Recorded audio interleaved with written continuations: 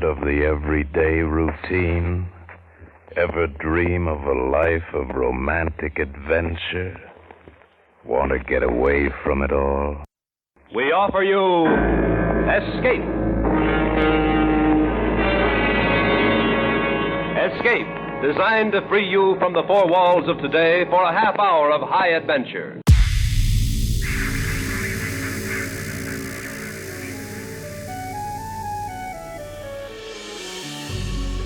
Welcome to Reimagined Radio, a program about radio storytelling. With each episode, we explore how dialogue, sound effects, and music can combine to promote storytelling and engage your listening imagination. We also like to include the stories behind the story, the history, the connections, trivia, and we always strive to answer the questions, so what? And why is this important? This episode is no different. And here to tell you about it is John Barber, producer and host. Hello, everyone. Welcome to Reimagined Radio. This episode offers a double feature tribute to Escape and actor Vincent Price. We sample from 2 episodes of Escape, Present Tense and 3 Skeleton Key, both starring Price, to celebrate radio's greatest series of high-adventure storytelling and an unforgettable voice actor. Thanks for joining us as Reimagined Radio presents Escape, a double adventure.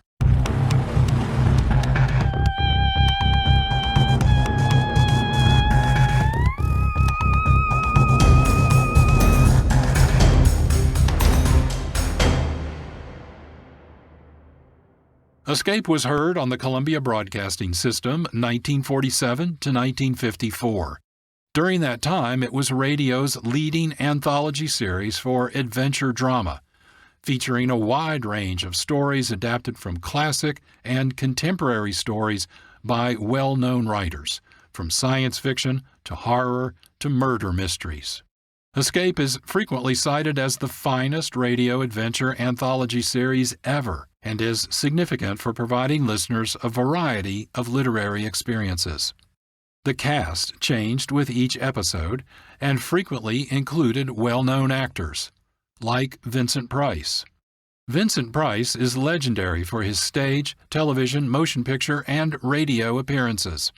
In radio, he is noted for voicing Simon Templar in The Saint, 1947 to 1951. It's also interesting to note that Price provided a chilling voiceover for Michael Jackson's Thriller. Escape and Vincent Price share the stage as we sample 2 episodes of Escape, Present Tense and 3 Skeleton Key. Both illustrate outstanding radio storytelling. Up first is a story of murder, execution, and a man whose mental musings seek escape from the fate society has imposed upon him. Let's listen to samples from Present Tense, episode number 96 of Escape, starring Vincent Price. It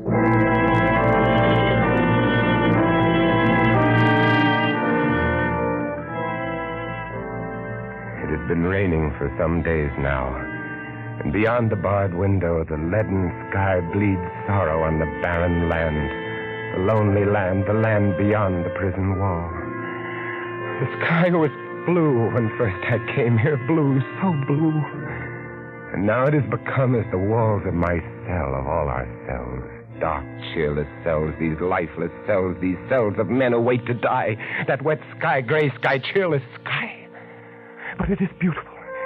I have 12 hours left of life, 12 hours left to live. Beautiful sky, beautiful, beautiful, wet and fresh and alive. Oh, rather would I spend eternity at a well's bottom with but one patch of that to gaze upon than leave this life, than leave this earth, than leave this sky.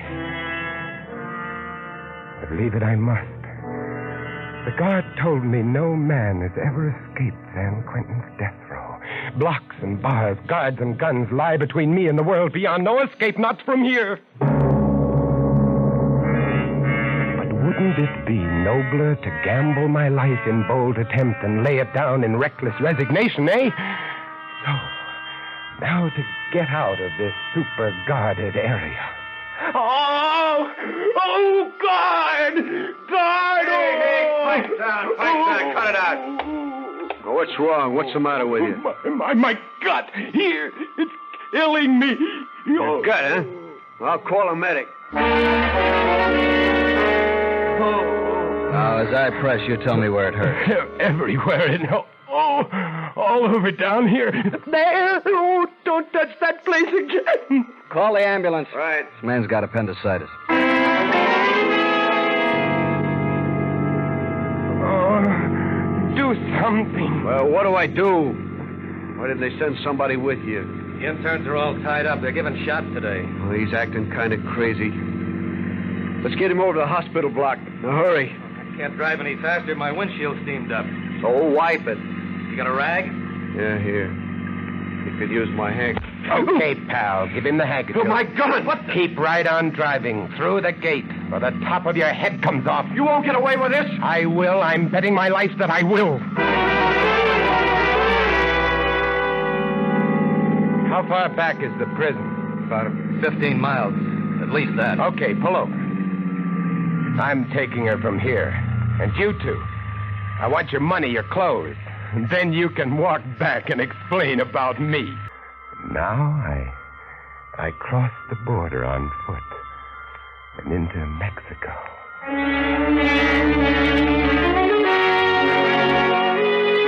Your drink, senor. Oh, thank you. When does the next bus leave for Mexico City? At 12 o'clock, senor. Mexico City is beautiful, but not when you are hungry. Not when you are an American who is hungry. Americans aren't supposed to be hungry.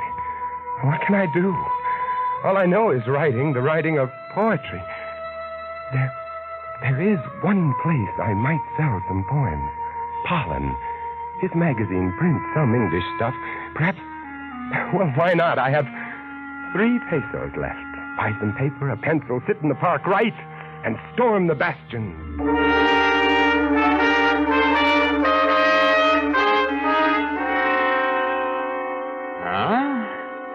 Ja?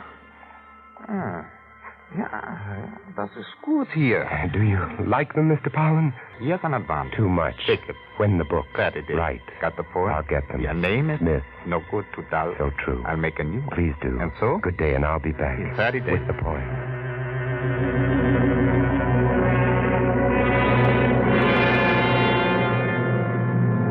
America.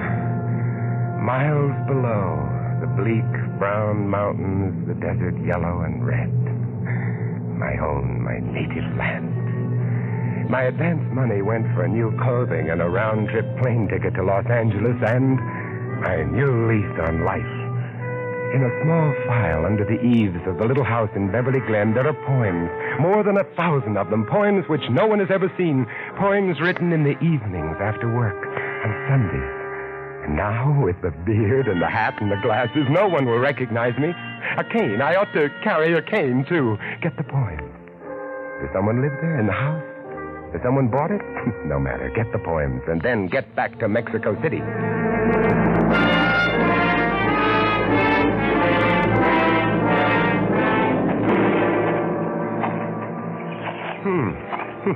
Someone is living here. I wonder who.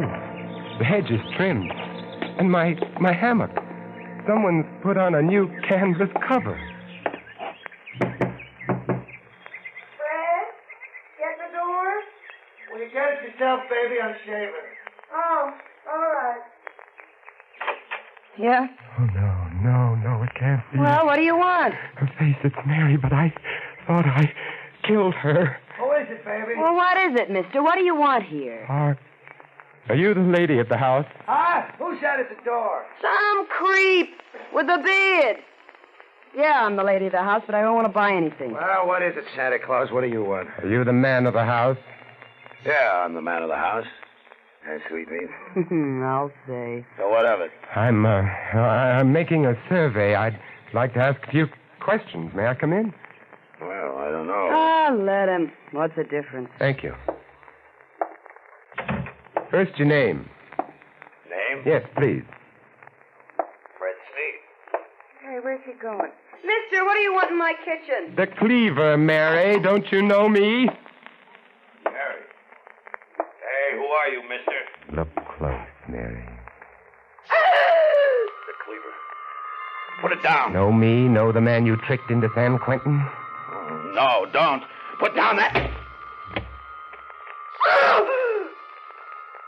You killed him! Yes, Mary. Yes.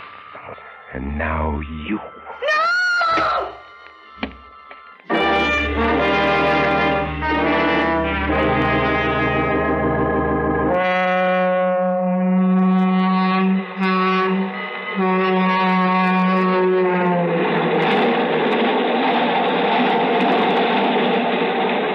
Like a dream, like a nightmare, the confession, the conviction, the sentence, and now, once more, dark night, cold steel, the sound of wheels, just as I lived it before. Why, even the cold face of the silent officer at my side, hard, cold face, so much like that other face. Want a cigarette? No. Go on, take one. No, I don't use them. Oh.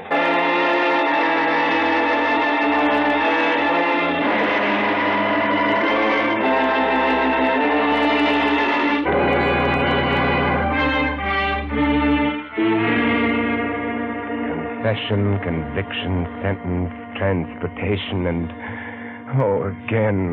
again, the death cell as before. But when I came here, they promised I could keep the beard. They promised I could keep the beard. And it's gone. Gone. I can't remember when. What's that?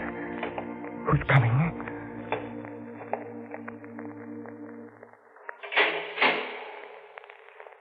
Ready? Ready. It's time to go, my son. Time to go. You've refused my help up to now. But perhaps you'd like to walk with me. Rather beside you, Padre, than beside one of these mercenaries. My legs, the muscles quiver, not with fear, no, but with the desire to feel themselves moving, straining, acting, while yet there is time. I'm not afraid, but this body, I hate the thought of its being killed by these men. My beautiful body, soon it will be dead, cold, rotting, dead. It will rot. No, they must not do this to me. You must be brave, my son. My body. Years I spent with the great corporeal master, the yogi, learning my bodily purpose, my bodily care, the use of willpower to control my body. The yogi.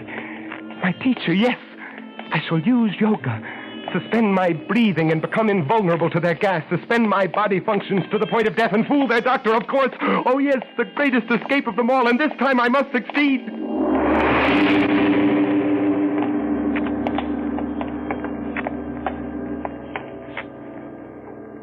All right, here we are.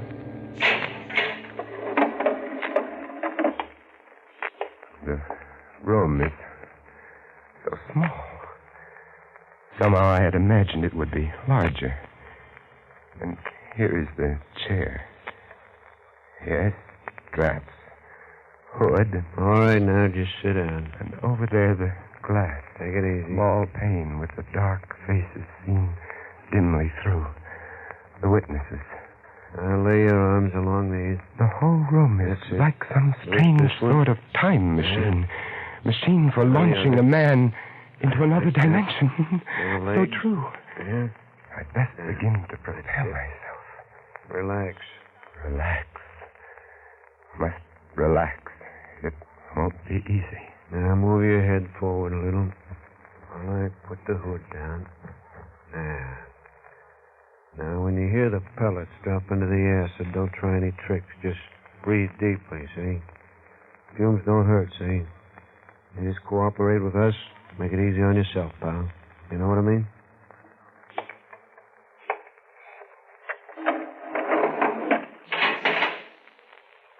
Dark here under the hood. Now, the last breath, as the yogi taught me. And the lungs hold it. Body limp, all muscles, tendons, joints. Relax, all slow the bloodstream, lock the breath. Hold. Hold.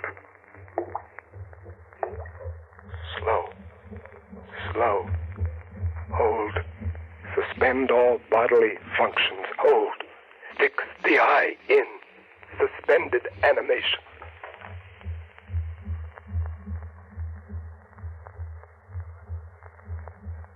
Gently fix the mind on time. Ease the beating of my heart. Time as a picture on the screen of my mind. Slower. Slower.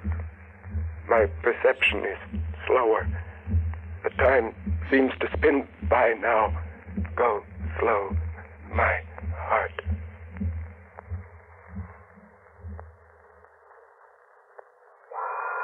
The ventilators go on, clearing the air of the poisonous fumes. Now the doctor will come with his stethoscope. I will my limbs to stiffness, my flesh to coldness. All right, it's clear, Doctor. You can go on in. Well, let's see now.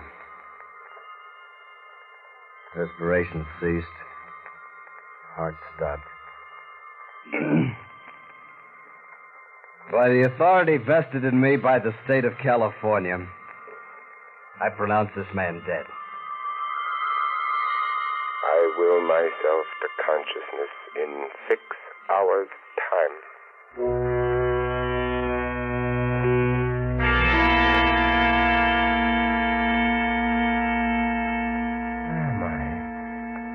Dark here and cold, so cold. I must get up and see. Oh, the prison morgue. It worked. But I'm cold, so cold. What's this on my toe? A tag. Too dark to read it, but I know what it says. It has my name, prison number, time of execution, yes. And now to look around. And this should be it. A coffin crate ready for shipping. Some cadaver being returned to a sentimental family. Well, that ought to be just right. With him on my slab, my tag on his toe, and the most perfect escape of all time underway, here we go. I will my body to return from its state of suspended animation and to come immediately out of trance when next this coffin shall be opened.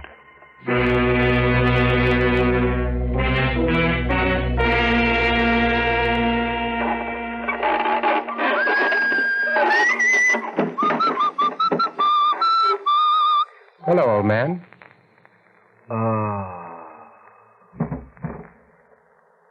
Funeral parlor. Poor fellow. Must have a bad heart. Let's see. No, it's going. Well, let's hope he's out for a while. This must be the workroom. Light hanging over the work table, and there, a locker. With a suit. Fine. And here in the desk, might there not be some sort of... Yes, here, a petty cash box. And it's quite full. The old boy apparently doesn't believe in banks. And now that Lazarus has returned from the dead, this newspaper, Dateline, I was executed 4 days ago. Now I find myself resurrected in Indianapolis, Indiana.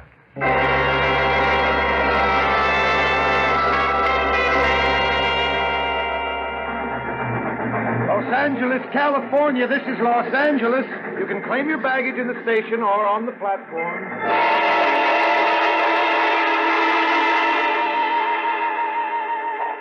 I return to my home.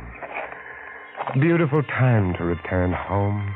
My old hammock is there, and my flowers, my yard.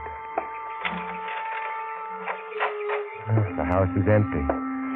The lawyer said he'd had it cleaned up. Oh, my books, my pictures.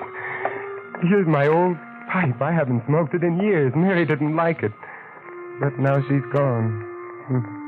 I don't hate her anymore. Tobacco's still fairly fresh. Fill the pipe. There's that detective story I never got to finish. Now I'll have time. Now I'll have lots of time. Time to smoke and read and write and rest. Oh, the sun's almost down. Twilight. Wonderful time to get outside. Cool, sweet air. Wonder what kind of birds those are. The hammock. Oh, it's so nice. Light the pipe.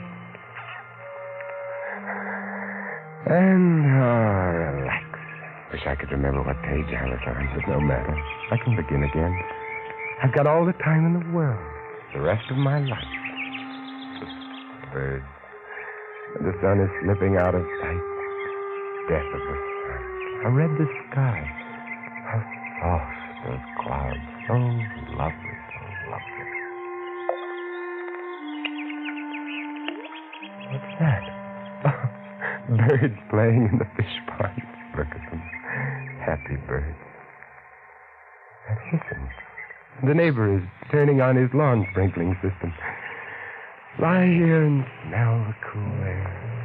Evening coming on. Sky grows darker. Lie in the gathering twilight. Death of the day, birth of the night. Sweet softness of the summer night coming. Soon the stars. Oh, it's lovely, heavenly, just like heaven. Lie and swing. Rock and rock. To and fro. Heavenly.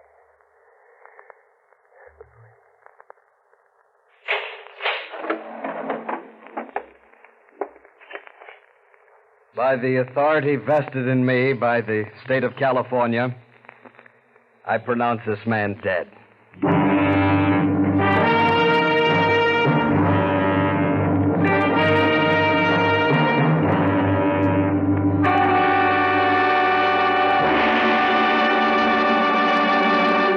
We just listened to Present Tense, episode number 96 of Escape, first broadcast January 31st, 1950, and starring Vincent Price. The formula behind each episode of Escape was to place its actors in physical, psychological, or emotional situations from which there seemed to be no escape. The conflicts were carefully crafted and made for compelling, visceral drama that could be felt and internalized by listeners. Roger's mental musings, voiced by Vincent Price, seek to stave off his fate as a convicted killer, but each of his imaginary escapes only returns him to the gas chamber, from which there can be no escape. More information and listening opportunities at our website, reimaginedradio.fm.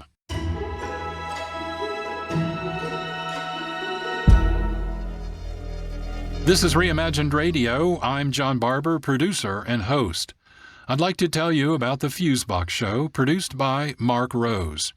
Each episode is a carnival of quick-witted and quirky conversation and commentary about current-day events and news. Here's a sample. Fusebox. Just as an aside, friends, this lab-grown meat thing, it's not new. Now, remember the last time you went to KFC? I digress. Catch Fusebox, the third Thursday of the month at 1:30 p.m. here on KXRW 99.1. Learn more and subscribe to the Fusebox Show podcast at their website, thefuseboxshow.com.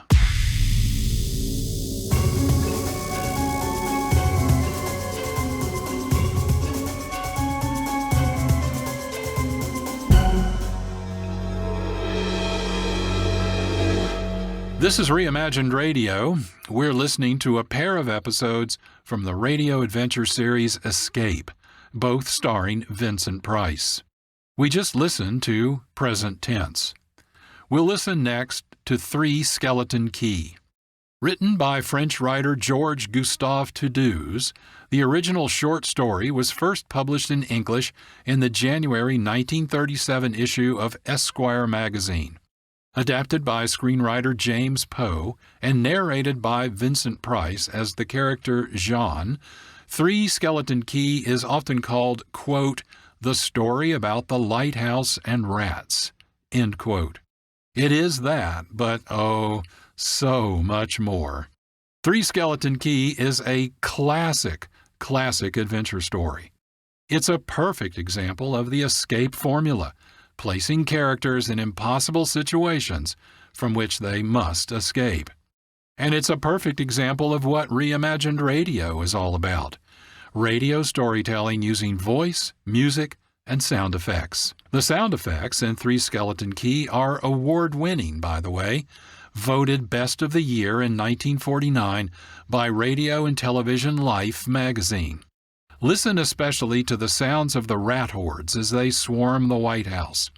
This sound effect was allegedly created by the sound effects crew gnawing on berry baskets. And listen to Vincent Price. His voice carries and builds the tension and terror of this story. Let's listen now to Three Skeleton Key, episode 102 of Escape. Tonight, we escape to a lonely lighthouse off the steaming jungle coast of French Guiana, and a nightmare world of terror and violence, as we bring you again, in response to hundreds of requests, Three Skeleton Key, starring Vincent Price.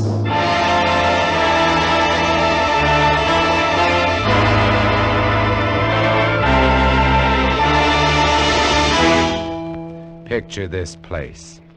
A gray tapering cylinder welded by iron rods and concrete to the key itself.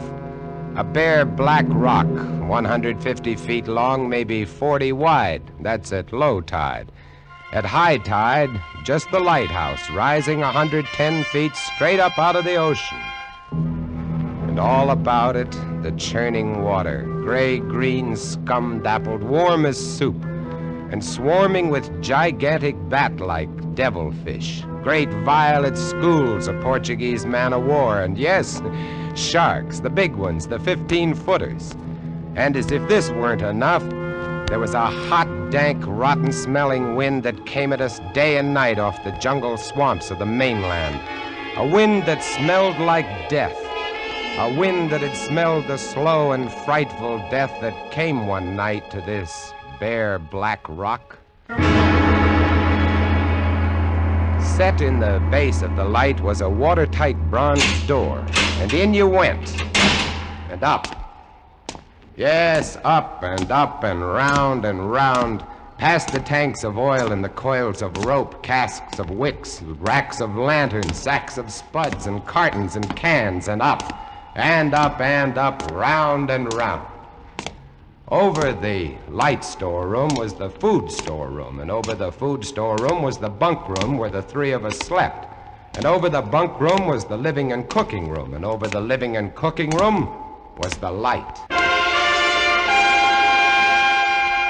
She was a beauty, big steel and bronze baby with the sun gleaming through the glass walls all about, bouncing blinding little beams off the big shining reflectors, glittering and refracting through her lenses, the whole gigantic bulk of her balanced like a ballerina on the glistening steel axle of her rotary mechanism. She was a sweetheart of a light. And at night she'd lie there on the stone deck of the gallery with her revolving smoothly and quietly over your head, easing her bright white eye 360 degrees around the horizon. You'd lie there watching to see that the feeders kept working, that everything ran right. And it wouldn't be bad, the other two fellows snoring in their sacks 2 levels down. You'd smoke your pipe to kill the stink of the wind, and it wouldn't be bad.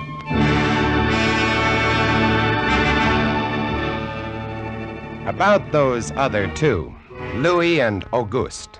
What a pair. Louis, he was head man, was a big fellow from the Basque country, black beard, little hard black eyes, and a pair of arms that I tell you, those arms were as big around as my legs. Yes, head man he was, and what word he let go was law. A silent fellow, and although I spent my first 2 weeks trying to strike up a real conversation, the most I could ever get out of him was... Jean, I took up this profession because I don't like people. They want to talk too much. It's quiet work, light tending. Let's keep it that way. You're getting to be as bad as Auguste. I thought maybe for once they'd send me somebody who That could keep was his mouth Louis. shut. When he accused me of becoming like August, I quieted down because August was the talkingest man I'd ever met. The talkingest and the ugliest. He was hunchbacked, stood 4 feet high, had red hair and big blue eyes.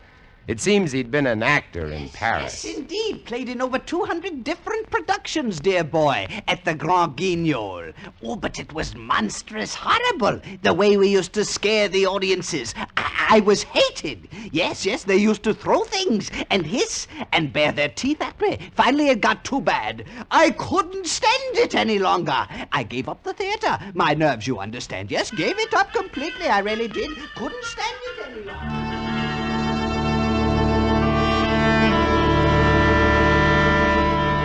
It all started one morning at 2:30.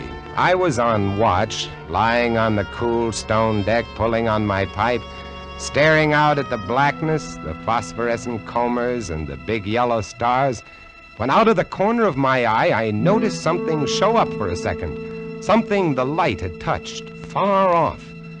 I waited for her to come around again, and when she did, there it was. A three-master, a big one, about a half-mile off and coming down out of the north-northwest, coming straight for us. You must understand, our light was where it was for a very good reason. Dangerous submerged reefs surrounded us and ships kept clear. But this one, this sailing vessel, was coming straight on. I went over to the gallery door and yelled, "Louis! Louis!" Couldn't understand it. I waited for the light to come around again. What is it? Ship headed for the reefs! Coming right up! I had the glasses out now. I couldn't read her name, but I could see her quite plainly. All sails set, the foam creaming away under her bow, her beautiful lines. A Dutch ship, I guessed her. But why didn't she turn? Every time it passed, our light hit her with the glare of day. Ship? Where? North-northwest. The light will touch her in a moment. Can't they see? Look at her. She just keeps coming on. Yeah, the squareheads. What is it? What is it? Watch north-northwest. I know what it is. Huh? What? The Dutchman, the Flying Dutchman. We did a play about her once. Oh, what a performance. You ghastly galleon, hag-ridden, curse-striven, must on. Shut up, will you? She's luffing. Yes. Sloppy way to come about. She's derelict, that's it. Derelict? Abandoned. The crew left her for some reason or other. But instead of sinking, she's gone on, running before every wind. She'll not run long. Not with these reefs to break her up. A beautiful ship. Now, why would men leave a beautiful ship like that? She didn't ram us, although we all expected it. But as we waited for the crash, she luffed again, caught some odd gust, and went about. We watched her the rest of those black hours, heeling and rocking, pushed and pulled by every stray wind, every freak current. Watched her until the dawn came, till the sea turned from black to a pearly gray. And on she came again, heading for us. We all had our glasses trained on her now. August, you can kill the light. Right, Chief? She doesn't look so good by daylight. Think she'll ground this time? What? I say, do you think she'll ground this time? Huh? This is impossible. Absolutely impossible. What? Here, take my glasses. They're better than yours. All right. And what is it you're... I had to focus, and then my breath froze in my throat. The decks were swarming with a dark brown carpet that looked like a gigantic fungus, but undulating. And on the masts and yards, the guys and all were hundreds, no thousands, I don't know, an endless number of enormous rats. See them? Yes, I see them. Now we know why she's derelict. Yes, now we know. What are you two doing? Here, give me a look. Yes, give him the glasses. Take a good look, chatterbox. Give you something to talk about. She's still heading for us. Yes. She's going to turn. She better turn soon. Suppose she doesn't. You mean suppose she piles up on the key? It's low tide. Yes. Yes, it is. Where's all the conversation, August, huh? Here, want the glasses again? Want another look? No! She's still coming on. Go away! Go away! Turn! Will you turn, I say? I pray you, turn! She's cracking up. The rats! Look! On the water!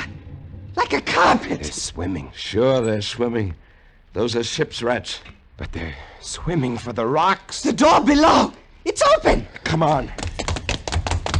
Down we went, racing down the stone stairs, taking them 3 and 4 at a time. Scared? You bet we were scared. August, you get the windows. Maybe they can climb. We don't know. Right, Chief. But hurry! Hurry!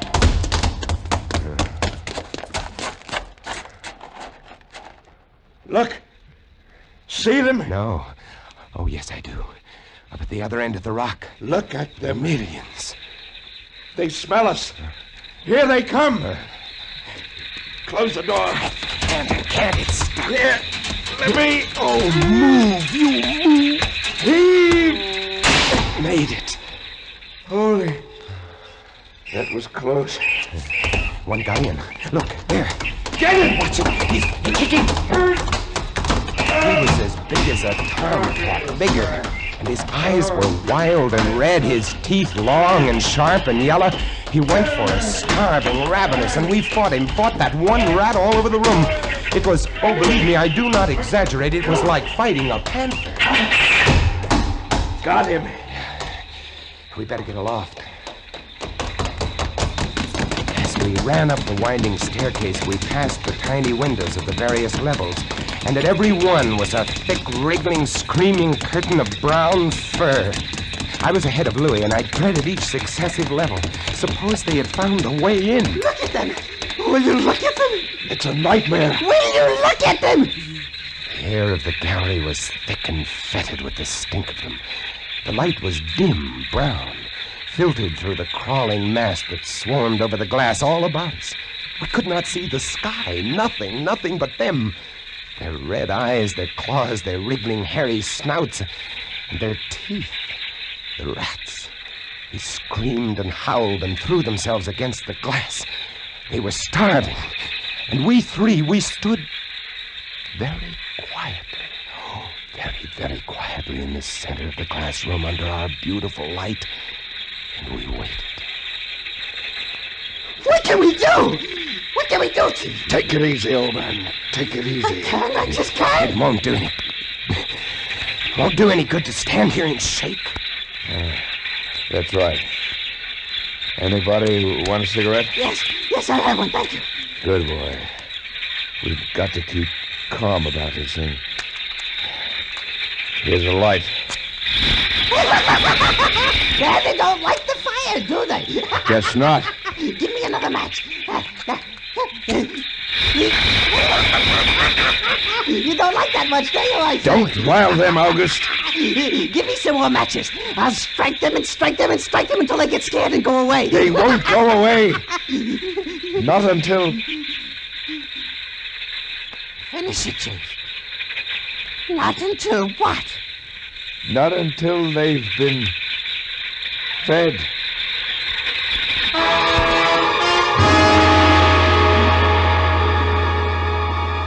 You can take just so much horror and then you get used to it. And they were interesting to watch, you know. They couldn't understand the glass. They could see us and they could rush at us, but that thin, invisible barrier held them off, stopped them. From time to time, we caught a glimpse of the rocks below. More rats down there, swarming brown velvet in the bright tropical sunlight. And then the tide began to rise. If only it had drowned some of them. Ship's rats don't drown. No, sir, you cannot drown one of them. They're all climbing up the tower. This bunch around us is getting thicker. Say, what's the time? 6:15. You've got first watch, John. Right. Wake me at 10. I will. Come along, August. It was getting dark. One side of the room was lit a soft filtered red. Sunset through the rats. Oh, very pretty. I set the wicks, checked my fuel, and then lit the lamps. It caught them. Lit them in their gigantic wriggling web of pale, hairless bellies, twitching red tails, bright eyes. Then I started the rotary motor. The light drove them mad as she swung slowly and smoothly about. She blinded them in the fierce stabbing bar of light, moving continually about, ever turning, ever touching, ever moving around and around, and they twitching and shuddering, eyes flaming when they were struck by the light. The bright light moving, and behind on the dark side of the room, so close, I dared not turn my back, but you cannot help turning your back when you're in a room made of glass. On the dark side of the room, you could not see them, but only their eyes. Thousands of points of blank red light, blinking and twinkling like the stars of hell.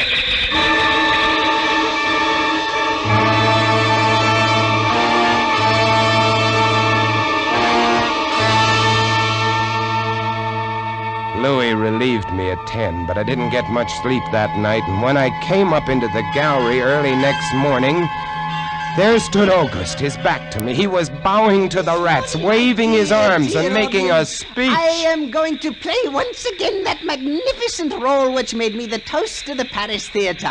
Prelate, the evil genius of the medieval underworld. I am he who did guide the dark soul of the Marechal into the nether paths. Do not be frightened, little children. I will not hurt you. I stood staring at him, horror-struck, but he didn't notice me. The man had gone mad. He kept turning, telling his stories to all the rats, leaving no one out. August! August! Ah, another one. A latecomer. Take a seat on the aisle, dear patron. August, move over there. Stop it! Let the gentleman be But seated. he didn't stop. Come. He went on, bowing and scraping to the rats, his big blue eyes rolling and winking, his wild red hair waving about him. I grabbed him by the arms and slapped his face. He looked at me like a child, and then his face screwed up. He looked as though he were about to cry. Go below, go on. Oh, very well then. Later, my dear audience, later. Matinee today. Sure, he was crazy, but I guess we all were. A few hours later, he came back up and caught Louis and me teasing the rats. Yes, sounds horrible. It was fun.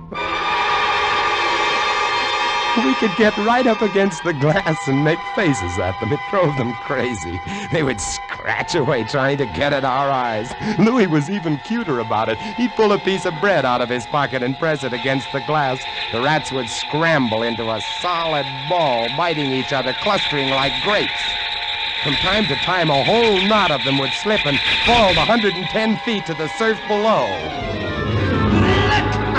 Look at the sharks! They're eating them. The sharks are our friends. Here, I'll get another bunch together. Here, my beauties. That's it. Pile up. Kill each other. There they go! Auguste joined in, too. Oh, very ingenious Auguste. He learned that if he spread-eagled himself against the glass, they'd bunch and bundle against his figure. Then he'd leap back. Look! My portrait in rats!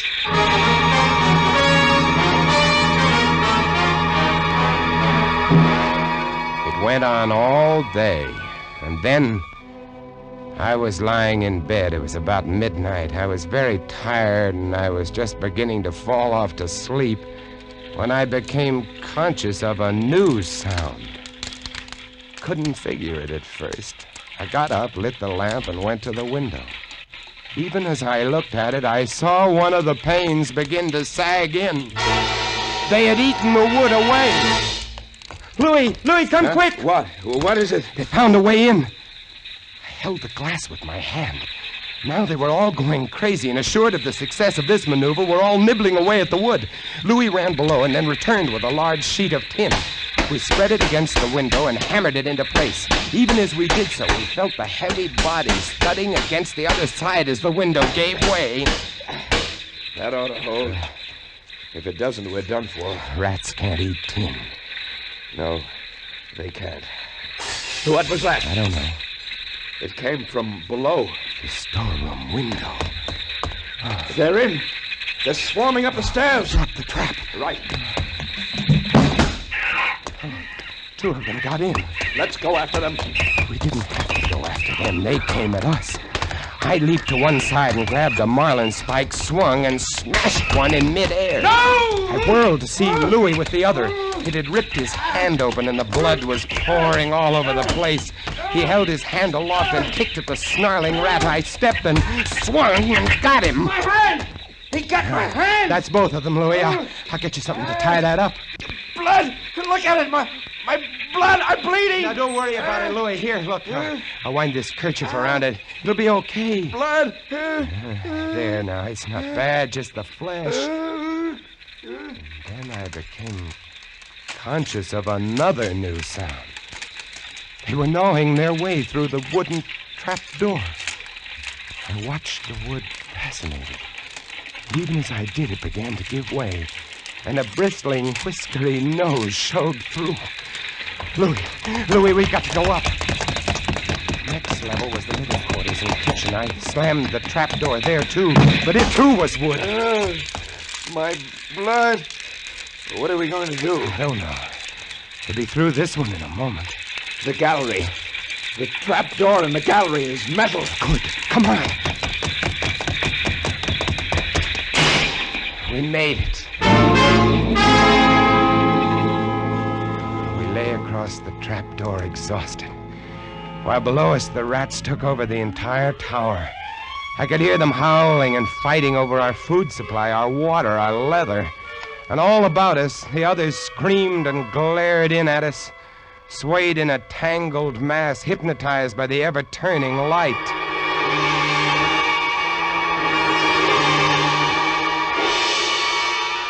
By morning, the air in the little room was horrible. Until now, we'd been getting air from the tower below. Now that was sealed off, and so was all our food and water. We lay exhausted, panting, waiting. And the hours crawled on. I was almost dozing from fatigue when I saw a sight that brought me too fast. Would you like to come in, my beauties? Would you? I hold the powers of life and death, and I can let you in, you know. August was standing by the glass, and in one hand he held a wrench. He was tapping the glass gently, not quite hard enough to break it. I eased myself to my feet and slowly, very slowly, tiptoed toward him. All I have to do is tap just a little harder, and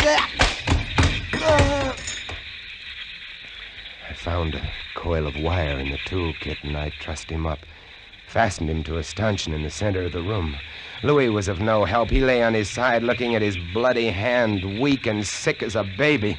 So there I was, a lunatic and a coward for company, and all about watching our little drama, the rats.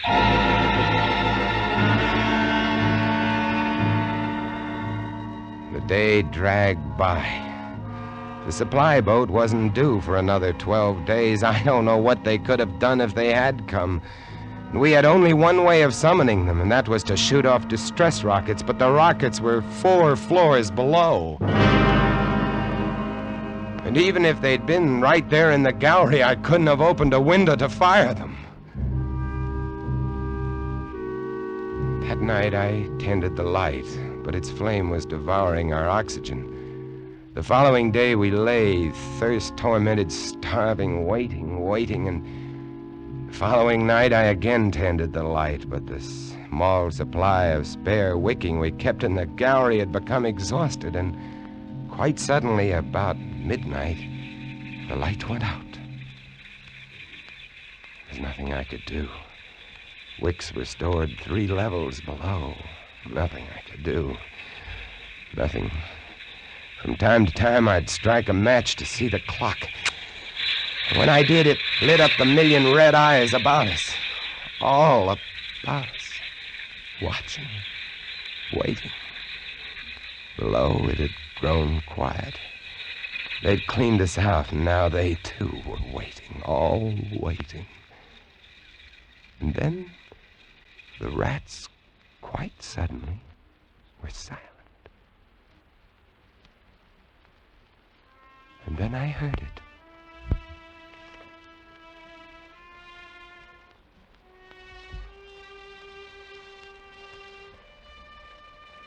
And then I saw the sky and the stars. The rats were gone. I went to the glass. Out there on the water, a small freighter, a banana boat, showing a few lights, came softly and innocently at us. The light was out. They didn't know. I wanted to open the windows to call out to them, to warn them somehow, but I was afraid. What if the rats were hiding from me, tricking me? So I waited. She grounded very softly on a reef not 200 yards from the quay. Grounded so gently that the man playing the cornet, was he a passenger or crewman off watch, didn't even stop playing.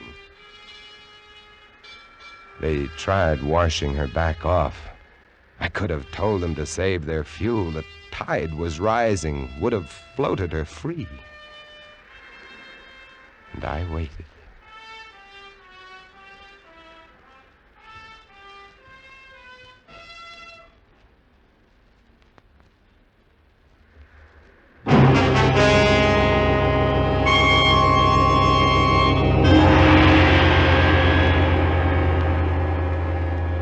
That's all. That's the story. The sun came up and there wasn't a rat on the whole quay. Every last one of that terrible army had left us, gone back to sea on their new ship. Auguste, insane asylum, he never recovered. And Louis, they took him into Cayenne where he died of blood poisoning from his bite. Oh, yes. Well, that's the whole of it. And if you'll excuse me now, I must go set my traps. No mouse traps. No rats in this lighthouse, I should say not. Life in the lights isn't bad, but sometimes when I see a strange vessel approaching, I get a little nervous, sure. Somewhere on the seas, there's a little banana boat without a crew. That is, without a human crew.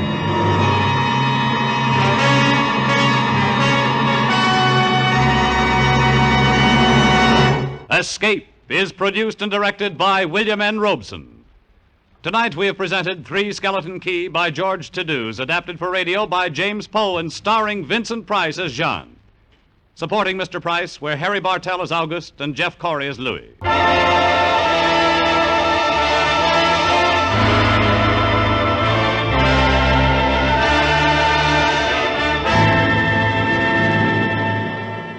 We just listened to Three Skeleton Key, episode number 102 of Escape, broadcast March 17, 1950, starring Vincent Price, legendary for his stage, television, motion picture, and radio appearances.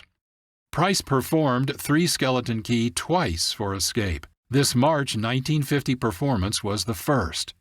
The second was November 11, 1956, with Price again as Jean, John Daner as Louis, and Ben Wright as Auguste.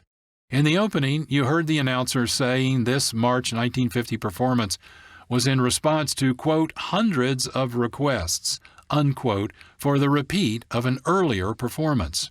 That was March 15, 1949. Elliott Reed voiced the part of Jean.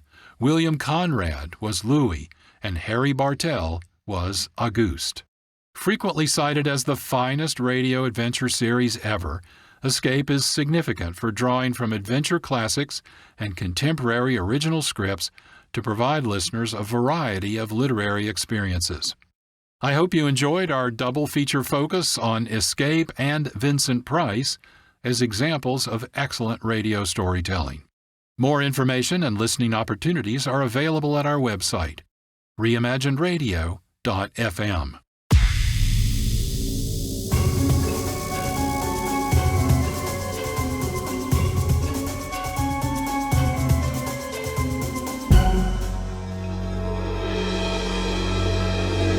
This is Reimagined Radio. I'm John Barber, producer and host. With each episode, we explore radio storytelling using voice, sound effects, and music. Here are some examples. One of the strangest sounds one can hear in London these days, or rather these dark nights, just the sound of footsteps walking along the street, like ghosts shod with steel shoes. I have something going on inside me, and I think that all affected the way my radio programs developed. In a way, the absurdity came from the life I was leading. There was a certain craziness about what was going on when I was young. America has given the Negro people a bad check, a check which has come back marked insufficient funds.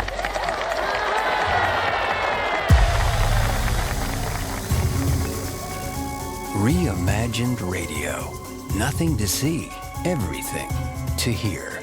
Heard the third Monday of every month at 1 p.m. Sundays at 6 p.m. on KXRW 99.9 FM. More information and listening opportunities are available at our website, reimaginedradio.fm. Reimagined Radio is also available as podcasts. Subscribe wherever you get your podcasts or our website.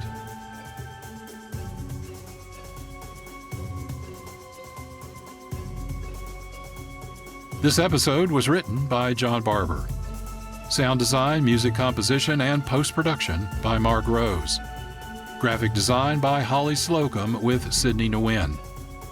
We produce Reimagined Radio with support from KXRW-FM, Vancouver, Washington, and KXRY-FM, Portland, Oregon. This is John Barber, producer and host. Thank you for listening. This is a production of Reimagined Radio. Our radio broadcasts are heard on local, regional, and international community radio stations. For on-demand streaming, point your browsers to our website, Reimagined Radio, all one word, no punctuation, .fm. Thank you so much for listening.